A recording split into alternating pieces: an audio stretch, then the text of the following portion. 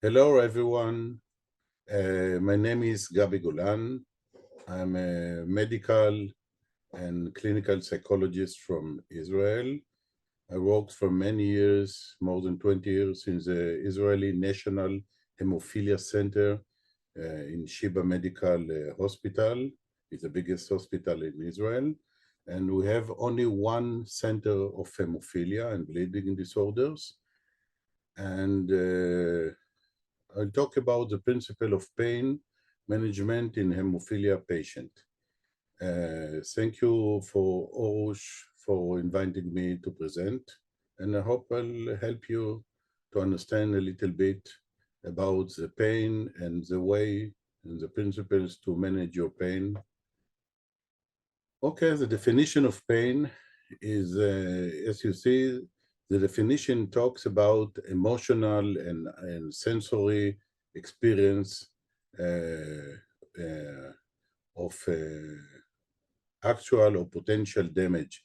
It means that even if you don't get heated, but you think about this issue or remember pain that you had, you really feel pain.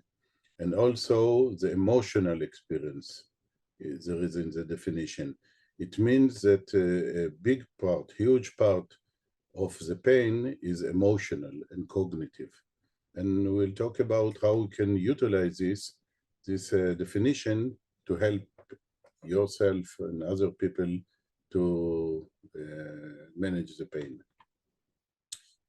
There are three types of pain. There is acute pain, chronic pain, and recurrent pain. The acute pain, it means that you have a sudden pain that you cannot bear it, like if you're getting cutted by a knife or hit by a car or something like this. It's an acute pain, it's sudden, you're not prepared for this usually, and it's very difficult to manage this pain. The other one is a chronic pain, like I guess some of you have. It means you have a pain that for a long period, the minimum is 3 months.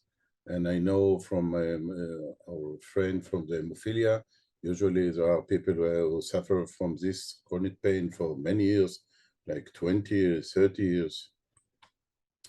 And there is a recurrent pain. It means that you have a chronic pain, but the pain is sudden for a short period. The best example of this is migraine, headache. It means that you have this migraine for many years, but it's attacked you like once a week for 3 hours. So it's acute pain of 3 hours, but it's chronic pain. There are different type of pain that according to the source of the pain. There is organic pain. This is pain that we know that it's caused by an organic source. What it means, like you have a bleeding into your joints because you're heated, you have hemophilia, you have no clotting, and this is an organic pain. Like if a knife, you cut yourself with a knife, you feel pain, this is an organic source. And there is a psychogenic pain. It means that you don't find the organic source. So this is very, very complicated issue, because if you feel pain in your chest, if you feel pain in your knees or somewhere else, you feel headache, and the physician don't see the source of it, the organic source. You're going to MRI or the examination, they don't see. So they related to this like a psychogenic pain. It's, let's say, like you're crazy. You have emotional problems. And this is very problematic because many times they relate to your pain like a psychogenic, although it's organic and they didn't find it yet. And after 2 months or a year, they'll find that you have this or this organic source, and then they'll understand that it wasn't psychogenic.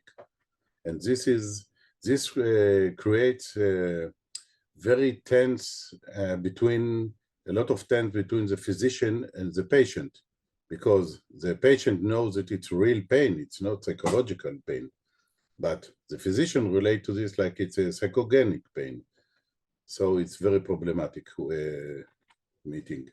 And the functional pain, this is, I think most of the pain has this, are in this type in a way, because you feel there is an organic damage, like you have bleeding in your knees, in your knee. And the physician thinks, or the orthopedic physician think that you have to feel pain like 3 out of 10, but you feel 9. So I say, haha, no, it's you shouldn't feel 9, but that's what you feel. So this is another problematic area of the pain and in the meeting between the physician and the patient. Now, what are the factors that contribute to the experience of pain? The first one is the sensory, the physiological. This is very simple, you know. Some of your you have bleeding in your knee. You know, you can see it. They can measure it. They can see it with all the MRI and so on. So they can see it. You know there is a damage. There is a tissue, the damage, and nerves, and so on. The other one, the emotional factor, and this is very complicated. And in some minutes, I will explain what it means. The social and cultural factors, it means in each culture, there is a different way to relate to the pain. For example, if you go to Oriental society, like I'm from Israel, like in Israel or Arab countries and so on, when you feel pain, you scream. For example, if a woman is giving birth a child, she'll scream like someone is killing her. It's very, very painful. But the same pain, for example, in English society, usually the woman will not scream. She said, "Oh, it is painful." So the way the way it's usually related in your culture and society influence the experience of pain. Very important is another one is the previous experience of coping with pain. It means, in a way, if you are getting used to the pain, like you suffer, you have the hemophilia since the day you was born, and you remember all your life that you have pain in your knees or somewhere else, then in a way your experience with this, you know how to handle this pain. But in a way, you are burned out. It means you cannot tolerate anymore this pain. You don't have enough power to say, I cannot bear it anymore. So it could go both ways, to this way and this way, the previous experience. And the cognitive factor that I'll talk about it later. Now, let's go back to the emotional aspect of pain. First of all, we have the anxiety. An anxiety usually goes with a chronic pain. It means that if it's sudden, like you listen to my lecture now, and now suddenly you feel a huge pain in your ear, right ear, for example. This usually causes an anxiety because you don't know what has happened, why. You never had any pain in your ear. What is happening to you? This causes an anxiety. But if you have chronic pain, usually we see that about 30% of people who has chronic pain suffer also from depression, and also 30% of the people with depression suffer from chronic pain, because you cannot tolerate it anymore. It's terrible, you know. It's funny that I am talking to you. I guess some of you feel this pain. It's depressing to wake up in the middle of the night to feel the pain, and you know that it's for many years you feel this pain, and you know that it will last forever. This is your perception. It's not has to be the true, but this is what you feel. There is a damage of self-image. It means if you, before you felt this chronic pain, you walked like everyone. You went to parties. You have all your life was like everybody, but now you cannot do things. So you feel like something is wrong with you. You feel your self-image is damaged. You feel different from other people. You're less important than other people, and so on. Damage of body image. You know, when we aware of our body since we're children, we have to deal with our body image. And when we're adolescent, there are all the change, like suddenly we're tall or short, fat or not, sexually developed like everybody, or we're a late bloomer, like we developed a little bit later than the other of your class, and so on. So you have to build your body image, like you're beautiful, you're strong, you love your body, you love your hand or not, you love your legs or not, and so on, your face.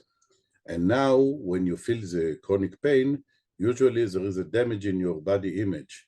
It means you're not feeling so good about your body, although you learn to live with your body like it is, to love it maybe, but now there is a change and you have to rebuild your relationship with your body.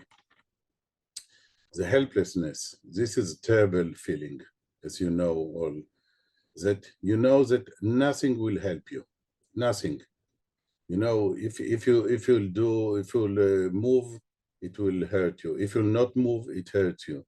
If you'll try to do physio, it is painful. If you're not doing physio, it is painful. This is a terrible feeling of helplessness. And you know, the helplessness, it doesn't mean that this is a real reality. Because if you go to physiotherapy, for example, if you take your medication and all this, if you prevent or you're bleeding, you can do things to prevent the pain. But the feeling is nothing will help you. And no hope, the despair, it means that, for example, on one occasion I had a group, a support group for people with chronic pain. There was a young man who was 20 years old, and he met there a man, he was 70 years old, and the man who is 70 talked about how he's suffering for 50 years of his pain and nothing helped him. He don't know what to do. And this young man, I saw on his face, and then he talked about it. He said, wow, this is my future. For the next 50 years, this is my future.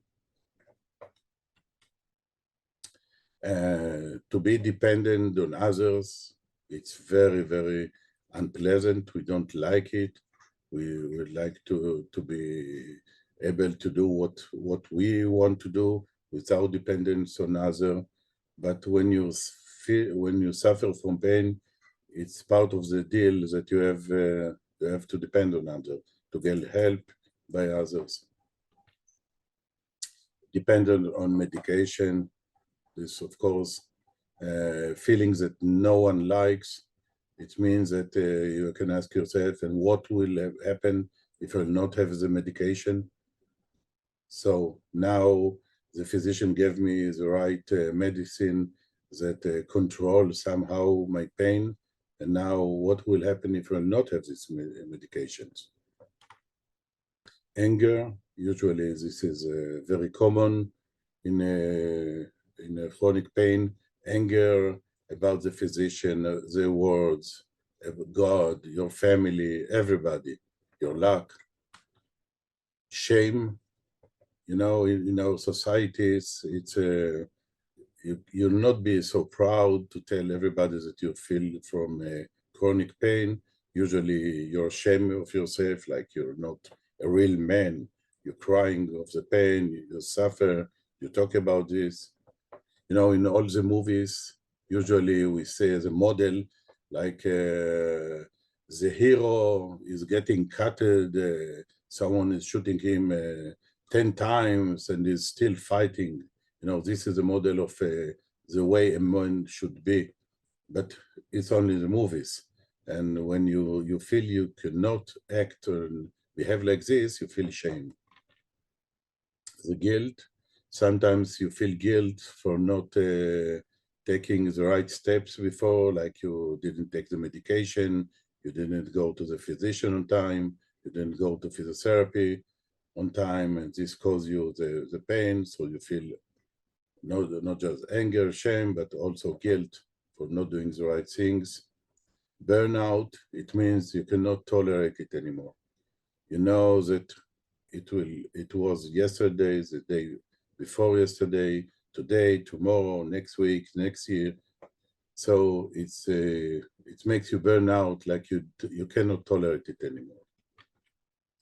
The distrust, of course, this is very common, that you don't trust people, you don't trust the physicians.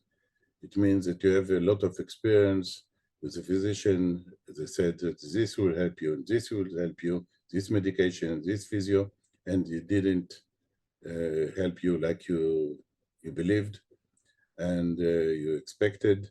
And so you feel distrust with the people around you, with the staff, medical staff usually, and this is, of course, makes it more difficult. And this is centers of that I heard from a lot of people with chronic pain. It means that no one can really understand me. That when I talk with, I think with a lot of empathy with people with chronic pain, and but the nurse also, the physicians, the physiotherapists, but I know that they don't believe that they understand them. And only with when someone else of the group who suffers the same pain, now they say, oh, now the first time I meet someone who really understands me. So the feeling is that only people who suffer the same pain can understand me. So your wife, your family, your physician, no one can understand you. Now, what are the cognitive aspect of pain? Cognitive, it means the thoughts, the thoughts and behavior together that influence your pain. The concept of time is the first one. When you think about your pain, usually there is time distortion. It means you feel the pain is really, for example, 2 minutes, but your concept is like it is lasts for an hour. Okay, and this is very important. Like if you're going to a very good movie, the movie is 1 hour and a half, and it passes like you think, wow, it's already finished. I thought it's only half an hour. But if you listen to this presentation like mine, and you're getting bored, and you think, wow, he's talking for 10 hours now, I cannot bear it anymore. Okay, so the time is a concept is very important. And when you think about the pain, you can work on this when you really know that if you have this pain, you know that from your experience that after half an hour, the pain will be less and less. Okay, so to listen and to pay attention to the real time, not your inner time. The hierarchy. Usually what we do, we say, I have the pain, and when I ask you how much you suffer, you say, do you suffer the pain? And you say, yeah, I feel painful. But it means that you see to what I feel pain or I don't feel pain. So it's very important to put it on hierarchy. It means to say that out of 10, how much you feel now. This is very crucial, because if you feel now 9, and you know that if you're watching a movie now, or relax a little bit, I'll talk about some techniques later, and then you'll feel much less pain. It will go from 10 or from 9 to 6. It means that you can control it. So the best way to think is to think like out of 10, like zero pain, and the maximum could be 10, to ask yourself really how much you feel now. And usually when I ask patient how much you feel now, and they said, oh, 10, each time they say 10. And I'll say, okay, it means that this is the maximum? He said, yeah. So I'll ask him, if you'll take a hammer, a very heavy hammer, and hit your legs with this, your finger, your toe in your legs, and hit it very strongly, it will not be more painful. So no, of course it will be more painful. So I say, okay, so let's say with a hammer, it will be 10. So how much you feel now? We said, okay, 9. Okay, so now we can see that if you think it's 9 and not 10, you can control it more. And if you take some breeze and look into a nice picture or a nice view, it will go to 8. So you can control it. And the other thing is the difficulty to distinguish between pain and suffer. You know, for example, you can see in some cultures, people who are walking like fakirs, you know, in India, they're doing very, very painful things to their body with nails and all the things that putting in their body. So for sure, it's very painful, but they not suffer from it. Okay, so there is a totally difference between suffer and pain. Suffer, it means that there is something happening to you that you don't like, you don't need, you don't know why it is happening to you. And pain is something that you can be controlled. Okay, I'll give you an example. Some years ago, there was one of our patient, a young man with hemophilia. There was a complication not related to the hemophilia, but he suffered from a terrible pain. He was very sick, some of the stuff, and he thought he's going to die of it, but he survived. There was a very good end. He was healthy and everything was good. But during the time that he was in the hospital and suffered from pain, he was smiling all the time. And I asked him, why are you smiling? Because I knew that he's suffering from real pain. It was objective, that the pain. And he was very religious Jew. And he said, because I know that God loves me. And I know, according to our beliefs, that if I'll suffer now from pain, after the death, the next world, I'll not suffer from pain anymore. So it's very good that I'm suffering from pain now. It means that God loves me. So this is the distinction between suffer and pain. He didn't suffer, he felt just pain. Lack of perspective, it means that usually when we feel pain, our definition of ourself is I'm a painful man. It means I'm not a man who likes cheese or pizza and likes to listen to music or have friends, have family, children, and so on. No, I have only the pain, and I don't have the perspective of my life. It means I concentrate only on on the one issue, this is pain. I forgot the whole picture. The cognitive flexibility. This is very important because, you know, if, for example, I have some OCD, obsessive compulsive, it means, for example, usually I can when I take a shower, the minimum time it takes me is half an hour. I cannot do it in less than half an hour. I have this cognitive non-flexibility that I have to do it in a way to wash myself only one way. Now, if I suffer from pain, I have to take a shower in a very short time, because I cannot stand too much time in the shower. Okay, and if I have a cognitive flexibility, so I'll do it in 2 minutes, in 5 minutes. If I don't have the cognitive flexibility, I'll keep doing it half an hour and suffer more. So this is more important to ask ourselves when we feel a pain, is we flexible enough to adapt to the physical situation. Pain anticipation is very important also. You know, when we anticipate to feel a pain, we'll feel it. If you remember that the definition of pain relates to this also. It means, and I know I saw it for many times.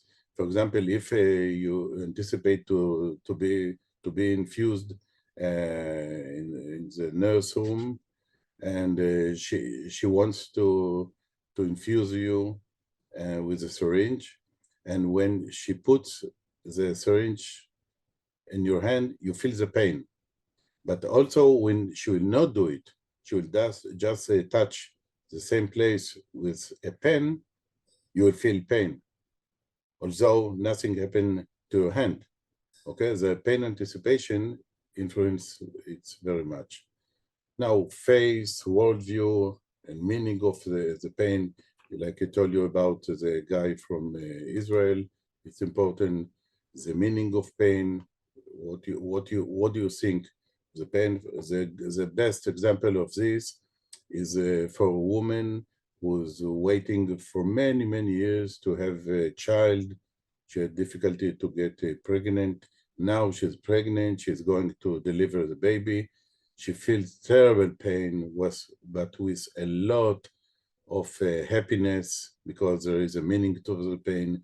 Each pain she feels, it means that in a minute she will see the baby. She was waiting for him for many years. Now, what is happening to a woman, the same physical pain, when she has a boiro, it means the baby died and she had to deliver a dead baby. So the physical pain is totally the same, but the meaning is totally different. And this influences the feeling of the pain. What is the meaning we give to the illness? It means if I know, if someone thinks that he knows, she understands why he has hemophilia, he lives in a peace with being with hemophilia, or you don't live at peace with this. So the pain that comes with the illness means different for you. The face, like you believe that it's okay to feel pain, and you know that God loves you, and it's okay. Now, what we can do to relieve the pain, to the pain control. First of all, there is a hypolgesia. It means the reduction of pain sensation. There is analgesia. It means to eliminate totally the pain sensation. Okay? The first issue, this is very important, the focus of the attention. Now, I don't know if you know this is called homunculus. About 100 years ago, even more, the physicians thought that in the brain, there is like a small man. It means each part of our body represents itself according to the size of the body. Then they understand that the representation in the brain is not according to the real size, but it's according to the sensation. It means if you can see the hands, for example, on the mouth or the tongues, they are huge according to the whole body, because in this part, you have much more sensations, okay? So it's more concentrated, the sensation in this part of the body. Now I'm taking this as a model, okay? By the way, there is another part in the middle, the sexual organs, but I talked to a very religious audience once, so I deleted this part, but of course, this is a very important part of the body with sensations. Now, if we'll take it as a model, as a metaphor, this is a child, and you see his body is according to his real body size. It means the hand is bigger than each finger and hand and so on. Now, what is happening when you get hurt from a rose, for example, in the garden, in your finger? So in a second, this will be your body image. It means you don't feel, you don't know, like you don't know the other part of your body. The hands start to be like almost the whole body together in your perception. And in second, this is your perception.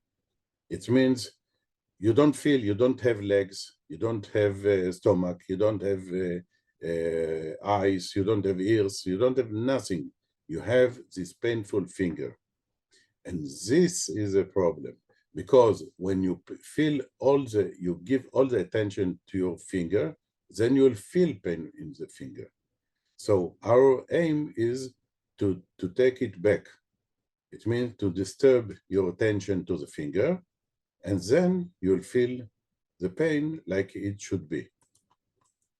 So what we can do is the first technique is to go and pay attention to other things. For example, if you're going to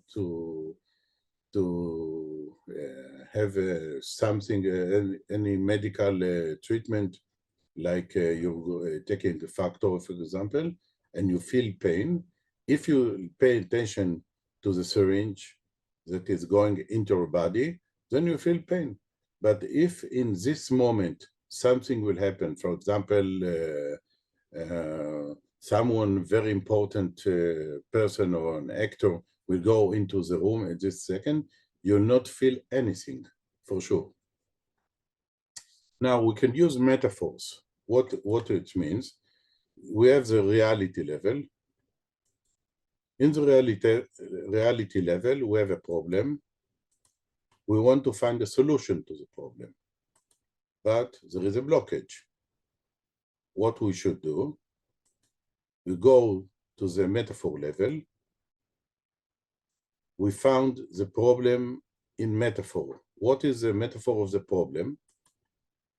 And then find a solution in metaphor and go to the solution. This is bypass. Now, an example of pain. In reality, I have headache. The solution is to feel numbness in my head. I don't want to feel headache, but I cannot do it. I don't know how to do it. So what I could do, go to the metaphor level and ask myself, what is like the headaches like, looks like, feel like to me? And I say, it's like a clump. Okay, so I ask myself, okay, if I have a clump on my head, from side to side on my head, what I would do? And everybody will say, okay, open it. Okay, this is a solution. And the numbness will be filled. So what I ask myself, or ask the patient, now you say that it's like a clump. Okay, so close your eyes and imagine the clump, and imagine who you want to open this, yourself, your father, your friend, your wife, okay? And try to imagine is opening it very slowly, and as he is opening it, you can feel more and more numbness. That's what you want to achieve, okay? And if you work with metaphors, it usually helps you very much. Not every time, but it is one way. I usually work with hypnosis. I just talked we'll talk shortly about how to treat pain with hypnosis. We can do it in a formal or Erickson. Formally, it's formal hypnosis, like asking you to watch a spot on the wall and to pay attention and to close your eyes and pay attention to your body, and you can go deep and deep and deep into hypnosis. Another way is the Ericksonian way, is more natural way.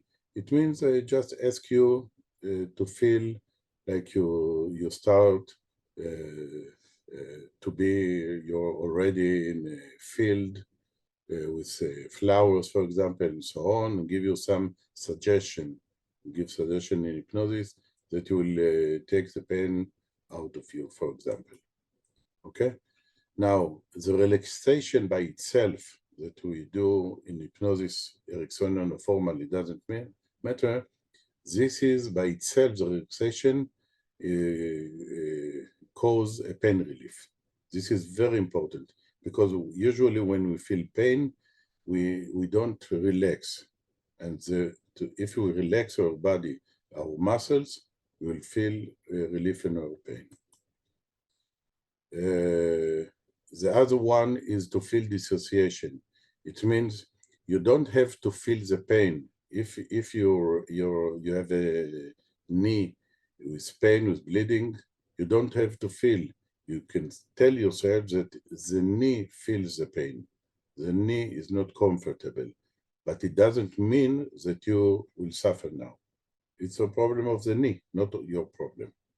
It sounds like not logical, but in hypnosis it works very nice.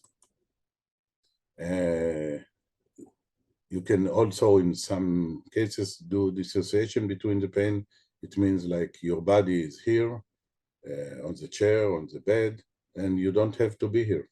It means you can close your eyes, leave your body here, and go to the park, have times in your imagination, of course, not in real life. And when you're going to the park, you can enjoy yourself like you're in a park. You're going to Bled, for example, and you can enjoy yourself, of course. Okay?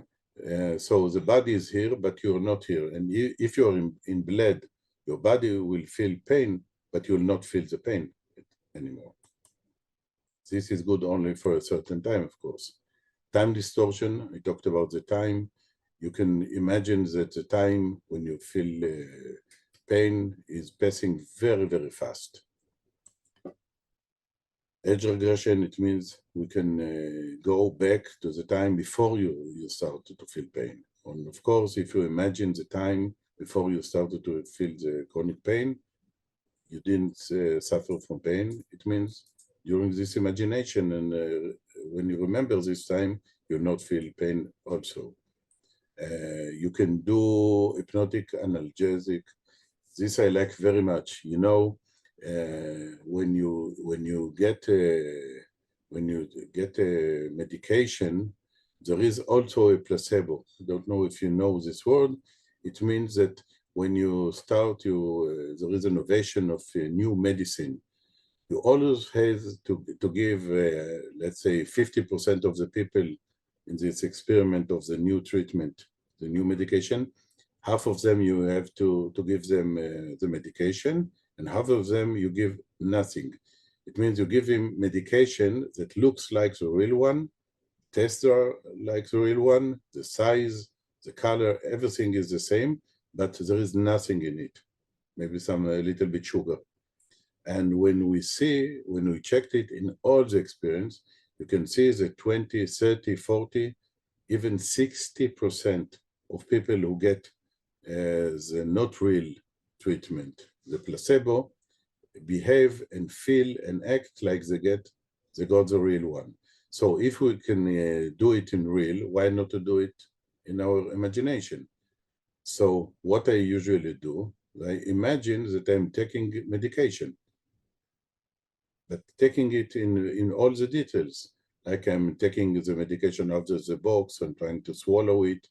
I feel that it's not going down. I take a water, and this helps him, and so on. And I know that after 5 minutes, this medication will operate, I will feel it, the different, and this is what is happening. Yes, if you exercise this, you can control a lot of your pain. You can make changes in the inner scale, like I told you about the 10 and so on. And imagine like the 9 is going to 7 or to 8 or to 6 or to 5. And you can practice making the change in the scale. And all these metaphors, like if you think about your pain, it's like, for example, like someone is hurting you, like he's with a knife, he's putting a knife in your leg. Now I can ask you if someone would want to put a knife in your knee, for example, where you feel the pain, what would you do? And you say, I'll put an iron on my knee. So you can imagine that you put an iron cover on your knee, and when this someone will try to put the knife in your knee, he'll not succeed. So this is one of the metaphors, or with a clamp I told you before. So thank you very much. If you have the questions, any questions? Yeah, Gaby. Firstly, I would like to say thank you for this very interesting presentation. You would never guess that there is so much to pain. I mean, usually we just talk about pain and not about all the other aspects of the pain. So the question that I have is whether the severity of chronic pain is, if it's related also to how we feel, to our emotional state. For example, if we are happy one day, is the perception of pain less than, for example, when we feel down? Yeah, it's very important issue, because we cannot separate ourselves from all our experiences. Mm-hmm. And of course, if you're working in a very good job and you get fired, and you have a girlfriend and she's firing you, she don't want to be with you anymore. So you will feel, each pain you will feel you will feel it much more stronger. Okay, so if you feel pain, what we do usually, I'll give you an example. Usually when we feel pain, we say there is a very good movie, you can go with your friend to a restaurant and so on. Say, no, I feel pain in my knee. What is happening, you concentrate on your knee, and this causes you, like the boy in the picture, in the paint that I show you with a huge finger. This causes that all your attention is going to your knee. Now, if you'll go to the restaurant, if you'll do something to be more happy, if you'll walk, if you'll go to social activities, if you listen to music, whatever gives you good feeling, okay, then the finger will be smaller and smaller and smaller. It means your brain will receive the same amount of information about the pain from your knee, but the brain will not give so much attention to this pain. So objectively, the pain will be the same in the brain, but the brain could tolerate it much more easy, because the attention will be focused to other things also. Understand. Yeah. Okay.